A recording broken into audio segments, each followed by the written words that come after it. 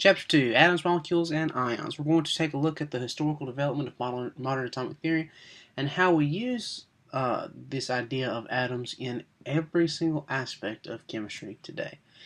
Alright, modern atomic theory was developed by an English school teacher named John Dalton in the 1800s, and he gave us really four postulates that we need to consider.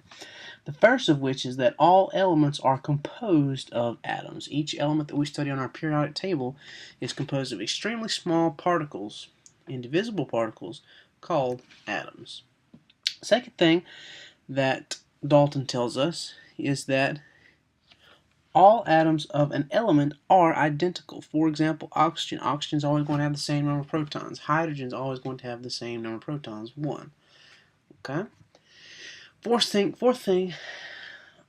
third thing that Dalton tells us is that in chemical reactions, atoms are not changed into different types of atoms. For example, we cannot take hydrogen, if it's on the reactant side, and on the product side make it helium. If it starts off as hydrogen on the reactant side, it must show up as hydrogen on the product side in some form or fashion. Another part of this postulate is that atoms are neither created nor destroyed, which is also the law of conservation of matter. The fourth thing that Dalton tells us is that compounds are formed when atoms of elements combine. Okay, chemical reactions. We have products, and we have reactants, and we have products. For example, in our example on the board, or on the PowerPoint, it says hydrogen and oxygen atoms. They can combine to form water molecules. And you should remember that the reactants and your products typically have completely different properties. So Dalton's atomic theory kind of led to or was based on these different laws of chemistry. And the first of which is the law of constant composition, also known as the law of definite proportions. Law of constant composition, or law of definite proportion, says that the elemental composition of a pure substance never varies. For example, if we take a water molecule out of the Washita River, and we take a water molecule out of the Nile in Africa, in northern Africa around Egypt, those water molecules will still have 2 hydrogen atoms bonded to 1 oxygen atom. We also have the law of conservation of mass, and you should know that the law of conservation of mass says that mass can neither be created nor destroyed. Okay, so this kind of tells us about how we look at some of the different proportions of chemistry, specifically on the microscopic scale with atoms.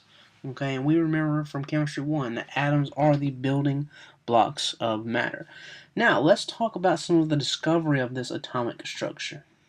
Around 1850, scientists knew that atoms consisted of charged particles. These subatomic particles are the particles that make up our atoms. So let's talk about the first particle that was found. And it was found using a cathode ray tube. Okay? In a cathode ray tube, streams of negatively charged particles were found to emanate from cathode ray tubes. We find cathode ray tubes in our old computer monitors. Matter of fact, our old computer monitors, those big honking TV things that are real heavy, are called CRT monitors, cathode ray tube monitors. Okay. What we noticed is when these cathode rays came across this cathode tube, the particles were attracted towards the positive side of the magnetic field that we placed around it. So we know that opposites attract, so we assume that these emissions from this cathode ray tube must be electrically negative. Okay, must be negative. J.J. Thomson is credited with discovering this in 1897. He also developed what is known as the Plum pudding model. Plum pudding model. Thomson was able to do a little bit of math on these charged particles and determine that the charge to mass ratio of the electron to be about 1.76 times 10 to the 8 coulombs per gram of electrons. Now think of electrons. Electrons are tiny, tiny. A gram of electrons is a whole lot of electrons. That's why the magnitude of your charge seems high. All right, Robert Millikan was the guy that actually put a specific charge to the electron, and he did this in his oil drop experiment. His goal of his oil drop experiment was to find the charge of the electron and to determine its mass. J.J. Thomson determined the charge. Robert Millikan wants to determine the mass of the electron. Alright, so this is the setup that he used. He had an atomizer that sprayed oil droplets, just like the old perfume that you see, oil droplets down. He had electrically charged plates, okay, and a hole in this top where gravity would pull these down, and a viewing microscope, okay? So this is what happened. Oil droplets were sprayed above a positively charged plate containing a small hole. Okay. As the oil droplets fell through the hole, they acquired a negative charge. Gravity forces these different oil droplets down. The applied electrostatic field forces the droplets upward. So as we have an electrostatic field here, these negatively charged particles are coming down. Well, if they come in contact with this negatively charged plate, we know that opposites will repel each other, so these oil droplets are sent back up. Now, from the charge that Robert Millikan placed on these plates, okay, he knew the charge, he was controlling the charge, when he could levitate or balance these oil droplets perfectly in the middle between these plates, he knew the charge. He did some math, related the charge of the plates to the mass of the droplets, and determined the mass of the electron to be 9.10 to the negative 28 times 10 to the negative 28 grams. So a teeny itty bitty mass for an electron. Alright, all of this kind of led to the discovery of radioactivity. And the radioactivity is the spontaneous emission of radiation. And you should have studied the electromagnetic spectrum in chemistry 1. We'll look at it again a little later on in chemistry 2. Alright, the spontaneous emission of radiation by an atom. It was first observed by Henri Becquerel and also by Marie and Pierre Curie. Okay, those are kind of our radioactive scientists that you see most associated with radioactivity from this era. Alright, Ernest Rutherford was a big radioactivity guy as well. Ernest Rutherford discovered the 3 types of radiation. Alpha particles, okay, which is also known as a helium nucleus, beta particles, and gamma rays, high energy gamma rays. Okay. And Ernest Rutherford did several experiments, and I want to look at one of his experiments here. Just a second. Alright, let's talk about the view of the atom in the 1900s. I told you, or I alluded a while ago, to the Plum pudding model by J.J. Thomson. And here's kind of an overview, or kind of a reminder of what that looks like from Chemistry 1. We have negative electrons spread throughout this positively charged goo, if you will. The opposite charges are kind of holding this whole thing together. Kind of reminds you of plum pudding, if you are familiar with that. If not, probably a contemporary example would be rice pudding.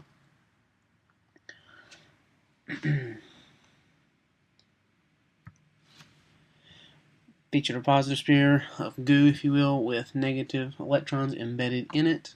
And now let's talk about the discovery of the nucleus. Ernest Rutherford believed in J.J. Thomson's experiment, and he wanted to use radiation to test this plum pudding model of the atom.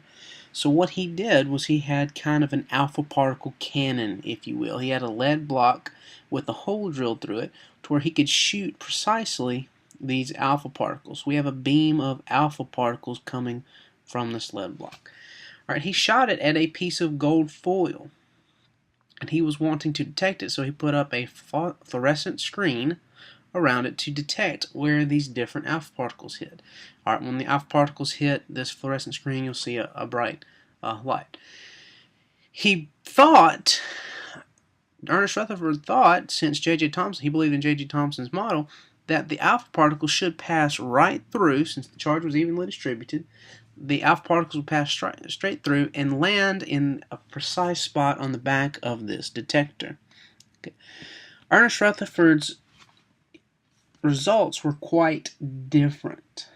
Okay, he actually noticed that it did not go straight through. A lot of them did, the majority of them did, but he noticed that several of them were deflected and hit various parts.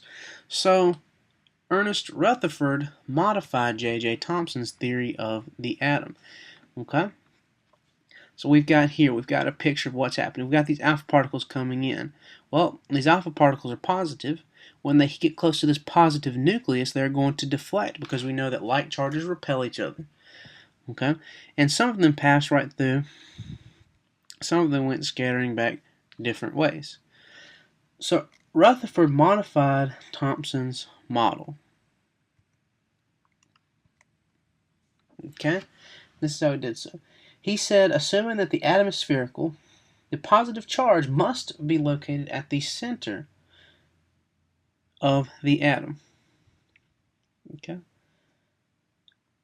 The majority of the alpha particles pass through the piece of gold foil to be undeflected, so the majority of the atom must consist of a low mass that diffuses these particles, also known as the electron cloud.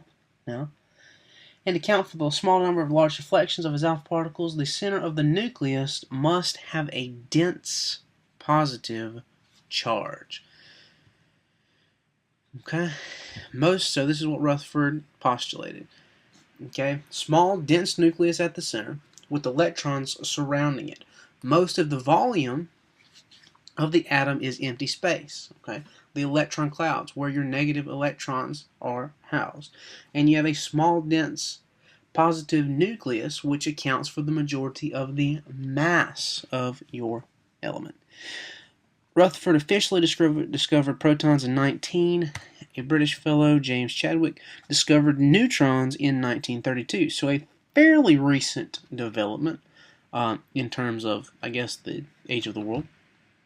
So we have three subatomic particles that we look at. The proton, which we know has a positive 1 charge, the neutron, which is neutral, and the electron. Protons and neutrons are located in the nucleus of the atom, or that small dense positive, and the electron is located in the electron cloud. You should remember from Chemistry 1 that the electron is really what makes chemistry happen.